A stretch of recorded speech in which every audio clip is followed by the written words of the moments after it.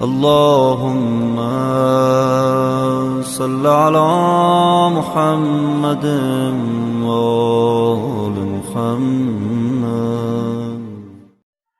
اعوذ باللہ من الشیطان الرجیم. بسم اللہ الرحمن الرحیم. اللہم صل علی محمد و آل محمد. میرے تمام سننے اور دیکھنے والے مومنین اور مومنات کو میری طرف سے میرے چینل ناطق قرآن کی جانب سے السلام علیکم. 5 شعبان المعظم ولادت باسعادت حضرت امام علی زین العابدین علیہ السلام تمام مومنین کو، بالخصوص امام عصر اجل اللہ تعالی فرج الشریف کی بارگاہ میں تمام مومنین کی جانب سے اور اپنے چینل ناطق قرآن کی جانب سے ہدیہ تبریک پیش کرتا ہوں. مولا ہماری اس تبریک اور مبارکبادی کو اپنی بارگاہ میں قبول و منظور فرمائیں. پروردگار سے دعا ہے کہ پروردگار امام علی زین العابدین علیہ السلام کی عزت اور عظمت کے صدقے میں تمام پریشان حال مومنین کی پروردگارہ پریشانی دور فرما. امام علی زین العابدین کے القابات میں جو مشہور القابات ہیں جو خدا کی طرف سے ان کو عطا کیے گئے، وہ زین العابدین ہیں، سید الساجدین ہیں، یعنی کہ عبادتوں کی زینت مولا امام حسین علیہ السلام کے فرزند علی ہیں، اور سجدہ کرنے والوں کے سردار کو بھی اگر دیکھنا ہے تو وہ بھی حضرت امام حسین علیہ السلام کے بیٹے علی ابن الحسین ہی نظر آتے ہیں. محشر کے میدان میں جہاں پر اولین اور آخرین جمع ہوئے ہوں گے، 1,24,000 انبیاء سمیت اپنے اوصیاء اور اپنی امتوں کے محشر کے میدان میں موجود ہوں گے. ان میں بڑے بڑے عبادت گزار، بڑے بڑے سجدہ گزار جو راتوں کو عبادتیں کرتے رہے اور دن کے وقت میں روزہ رکھتے رہے، کہ نہیں ملتا حضرت عیسیٰ علیہ السلام کے بارے میں کہ رات کے وقت ان کے آرام کا کبھی بستر لگایا گیا ہو. اور پوری زندگی حضرت عیسیٰ کی ایسی گزری ہے کہ کبھی دن ایسا نہیں آیا کہ جناب عیسیٰ روزے سے نہ ہوں.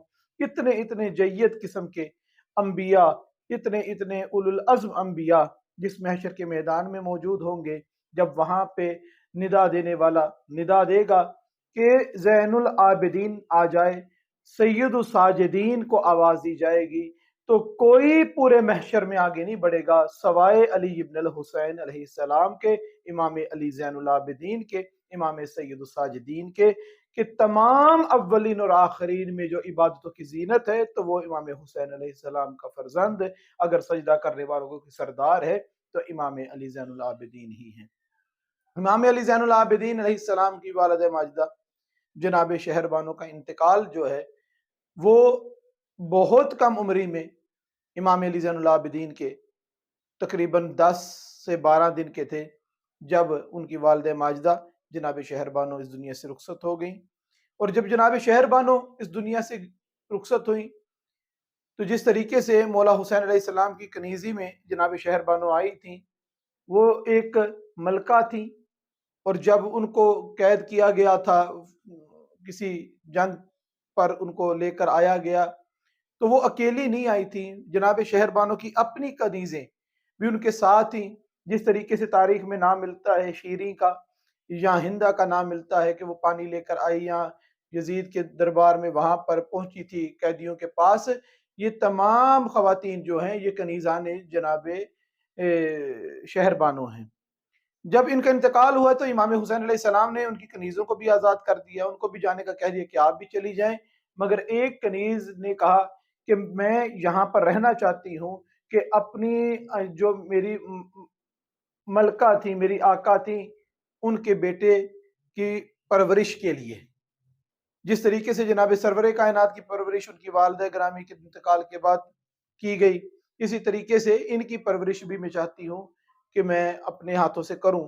جس طریقے سے امام حسن اور امام حسین علیہ السلام کی پرورش میں بہت بڑا حصہ ہے جناب فضہ کا، جناب سیدہ کے رحلت و شہادت کے بعد کا، تو امام علی زین العابدین کو انہوں نے پرورش کی، پروان چڑھایا.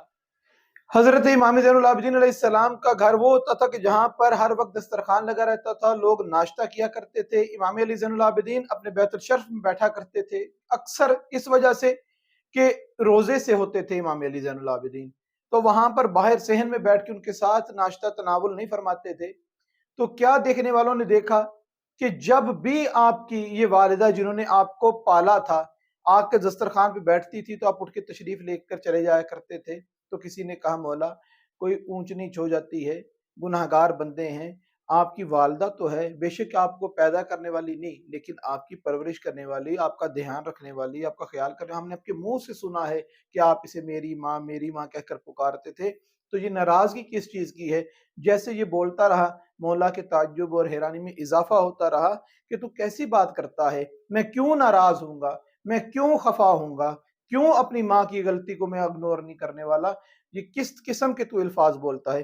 कहा कि जब भी वो दस्तरखान पे आती हैं, हमने देखा है कि आप उठ के चले जाते हैं, तो उस वक्त मौला इमाम अली ज़ैनुल आबिदीन फरमाते हैं कि मेरी माँ जब दस्तरखान पे आके बैठती हैं और मैं जिस लुकमे को उठाऊं, मेरी माँ के दिल में ये ख्याल हो कि ये लुकमा मैंने इस्तेमाल करना है, ये रोटी मैंने उठानी है, तो ये गुस्ताखी वालिदैन में शुमार ना हो जाए, मैं इसलिए उस दस्तरखान पे नहीं बैठता। इतनी इज्जतों वाले इमाम अली ज़ैनुल आबिदीन, इतने सजदा करने वाले, इतनी खुदा की इबादत करने वाले कि सजदे करने की वजह से आज़ाए सजदे पर गड्ढे पड़ जाते थे इमाम अली ज़ैनुल आबिदीन को, और फिर उनसे वो मांस जो सख्त हो जाता था, जो तकलीफ देता था, उसको जुदा किया जाता था, काटा जाता था आज़ाए सजदा पे से, पेशानी पर से भी। और इतना जो ये मांस काटा जाता था, ये साल में कोई एक मर्तबा नहीं, ये इमाम अली ज़ैनुल आबिदीन अलैहिस्सलाम की अगर हयात तैयबा पे नजर डाली जाए तो साल में 7 मर्तबा ये गड्ढों का गोश्त जो है, ये खाल जो है, इसको काटा जाता था कि इमाम अली ज़ैनुल आबिदीन इतनी इबादत करते थे, इतनी नमाजें पढ़ते थे कि साल में इतनी मर्तबा इमाम अली ज़ैनुल आबिदीन अलैहिस्सलाम के आज़ाए सजदा पे से इन गड्ढों को काटा जाता था, गोश्त को काटा जाता था। ये वो इमाम है कि जिन्होंने लोगों की मदद भी की है, लोगों के साथ ताउन भी किया है, मगर कभी किसी के पर एहसान नहीं जतलाया, किसी को अपना आप नहीं बताया कि मैं क्या हूं और मैं तुम्हारी खदमत कर रहा हूं, तुम्हारी मदद कर रहा हूं। कि वहां पर मदीने में ये मशहूर थे कि जब गलियों में आते थे अपने कंधे पे बोरी उठाकर लोगों की मदद का राशन लेकर, तो बच्चे इन्हें बोरी वाला कहकर पुकारा करते थे कि देखो वो बोरी वाला आ गया। तो किसी ने कहा क्यों नहीं बताते क्या अली इब्न अल हुसैन है, कि एहतराम से तो आपका नाम लें। तो मौला फरमाते थे कि जिसके ज़ात को राजी करने के लिए ये काम कर रहा हूँ, वो ज़ात बखूबी वाकिफ है कि मैं अली इब्न अल हुसैन हूँ। इतना मामला होता था कि खुद इनके खानदान के कुछ अफराद ऐसे थे कि जब ये अपने आप को छुपा कर किसी के घर में मदद के लिए पहुंचते थे, किसी अपने के घर में जाके राशन देते थे, तो वो इमाम अली ज़ैनुल आबिदीन का शिकवा करता था कि देखो एक तुम हो जो रात को हमारे राशन का ख्याल रखते हो, हमारे बच्चों की भूख का ख्याल रखते हो, एक हमारा रिश्तेदार है, हमारा कज़न है जो अली ज़ैनुल आबिदीन है, वो सब की मदद करता है लेकिन हमारी मदद नहीं करता। लेकिन जब मौला इस दुनिया से रुखसत हुए, उस वक्त इस बंदे को पता चला कि वो जो बोरी बोरी में राशन लेकर आता था रात को, वो कोई और नहीं था, वो हमारा अपना ही अली ज़ैनुल आबिदीन अलैहिस्सलाम थे। इमाम अली ज़ैनुल आबिदीन अलैहिस्सलाम सैयदुस साजिदीन भी हैं, ज़ैनुल आबिदीन भी हैं। ज़ाहिरी तौर पे तो मौला की जो हयात तैयबा है, उसमें कैद 1 साल ज़्यादा से ज़्यादा नज़र आती है कि मौला 1 साल कैद रहे हैं। लेकिन जिस माहौल में मौला ने ज़िंदगी गुजारी है कि सारी ज़िंदगी कैद ही शुमार की जाती है मौला की, कि जिस बच्चे को, जिस फ़र्ज़ंद को अपने बाप की अज़ादारी, अपने बाप की मजलिस से बर्पा करने की इजाज़त ना हो, वो कैसा आज़ाद है, उसकी आज़ादी कैसी है। नहीं किसी को बैठने दिया जाता था इमाम अली ज़ैनुल आबिदीन के पास। कोई मदरसा, कोई क्लास, कोई बच्चों की तरबियत, कोई शरीयत के अहकाम नहीं बताने की इजाज़त थी, कोई मजमा लगाने की इजाज़त नहीं थी, घर में कोई दरसगाह खोलने की इजाज़त नहीं थी, मजलिस बर्पा करने की मौला को इजाज़त नहीं थी। तो मौला ने फिर ऐसा रुख अख्तियार किया तबलीग मोहम्मद और आले मोहम्मद का कि मुनाजात खुदा से करते थे, इस्लाह अवाम की करते थे, कि इस तरीके से दुआ मांगते थे कि अब खुदा से जो मैं गुफ्तगू कर रहा हूं, कोई हुकूमत का बंदा मुझे नहीं रोक सकता, मैं खुदा से क्या बात करता हूं, क्या मुनाजात करता हूं, किसी बंदे को मुखातिब नहीं करता, किसी बंदे को बुलाता नहीं। लेकिन अली ज़ैनुल आबिदीन अलैहिस्सलाम ऐसे खुदा से कलाम करते थे कि हर अक्ल वाले इंसान को पता चलता था कि ये इमाम अली ज़ैनुल आबिदीन हमारी तरबियत के लिए अल्फाज बोल रहे हैं। दुआए अबू हमजा सुमाली, ये क्या है? अबू हमजा सुमाली की दुआ है? नहीं, ये इमाम अली ज़ैनुल आबिदीन की दुआ है। इमाम अली ज़ैनुल आबिदीन ने अबू हमजा सुमाली को ये दुआ तालीम दी और साथ उसके नाम से मंसूब कर दी। دعائے کمیل کیا ہے؟ یا دعائے کمیل کمیل کی دعا ہے کوئی کہ کمیل نے اس دعا کو پڑھا تھا اور کسی نے سنا کمیل سے؟ نہیں، یہ جناب امیر علیہ السلام نے تعلیم دی تھی، اور جناب امیر جیسی شخصیات، معصومین علیہ السلام جیسی شخصیات دعا بھی تعلیم دیتے تھے، اور جس کو تعلیم دیتے تھے اس کے ساتھ منسوب کر دیتے تھے کہ قیامت تک یہ دعا بھی رہے گی، تیرا نام بھی باقی رہے گا۔ اس طریقے سے تربیت کی ہے۔ اجازت نہیں عزاداری کرنے کی۔ مولا نے کیسے غم کو پھر ظاہر کیا، کس طریقے سے عزاداری کی؟ جب وضو کرنے بیٹھتے تھے، ہاتھ میں وضو کا پانی لیتے تھے، وہ جو چلو تھا نا، پانی کا بھرا ہوا چلو جو تھا، وہی ذاکر بن جاتا تھا۔ ذاکر حضرت امام حسین علیہ السلام خاموش ذاکر تھا، کہتا کچھ نہیں تھا، مولا دیکھتے تھے تو آنسو بہانا شروع کر دیتے تھے۔ بہت تنگی میں زندگی گزری ہے کربلا کے بعد بھی امام علی زین العابدین کی، بہت مشکل میں گزری ہے زندگی امام علی زین العابدین کی۔ امام زین العابدین علیہ السلام کی زندگی سے سبق لینا ہے تو ہمیں صحیفہ سجادیہ کا مطالعہ کرنا پڑے گا، دیکھنا پڑے گا کہ مولا کی مناجات کیا ہیں، دعائیں کیا ہیں، کس طریقے سے پروردگار کو پکارا جائے، کس طریقے سے اپنی دعاؤں کی قبولیت کروائی جائے۔ مولا فرماتے ہیں کہ 7 اسباب ہیں ایسے کہ جس کی وجہ سے تیری دعا قبول نہیں ہوتی۔ امام علی زین العابدین علیہ السلام ارشاد فرما رہے ہیں کہ 7 اسباب میرے تم لوگوں کی دعاؤں کی قبولیت میں رکاوٹ ہے۔ سب سے پہلی رکاوٹ یہ ہے کہ تیری نیت نیک نہیں ہوتی، دل میں کھوٹ ہوتا ہے، دل میں بے ایمانی ہوتی ہے۔ جس کے دل میں بے ایمانی ہو، کھوٹ ہو، پروردگار اس کی دعا کو قبول نہیں کرتا۔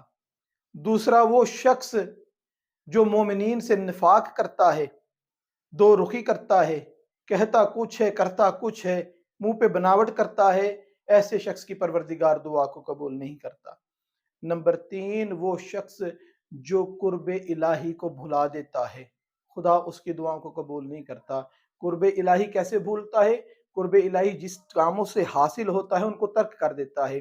کیسے حاصل ہوتا ہے؟ نیک کام کرنے سے، نماز پڑھنے سے۔ مولا فرماتے ہیں کہ نیکی کے کاموں کو ترک کر دیتا ہے تو پروردگار ایسے شخص کی دعا کو قبول نہیں کرتا۔ نمبر 4، مولا فرماتے ہیں کہ جو شخص نماز میں اتنی تاخیر کرے کہ نماز کا وقت گزر جائے، خدا ایسے بندے کی دعاؤں کو قبول نہیں کرتا۔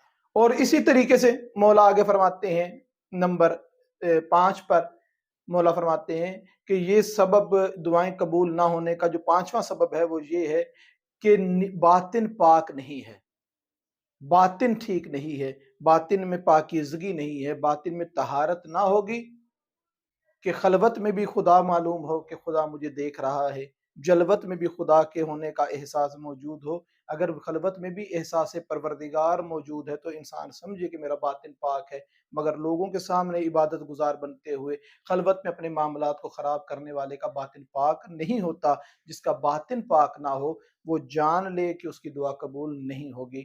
نمبر 6، مولا فرماتے ہیں جو چھٹا سبب ہے دعائیں قبول نہ ہونے کا وہ یہ ہے کہ تو نے سوچ لیا ہے کہ تیری دعا قبول ہونی ہی نہیں۔ جس کے دل میں، جس کے من میں، جس کے اندر بات ہو کہ میری دعا قبول ہی نہیں ہونی، پروردگار پھر اس کی قبول کرتا ہی نہیں ہے۔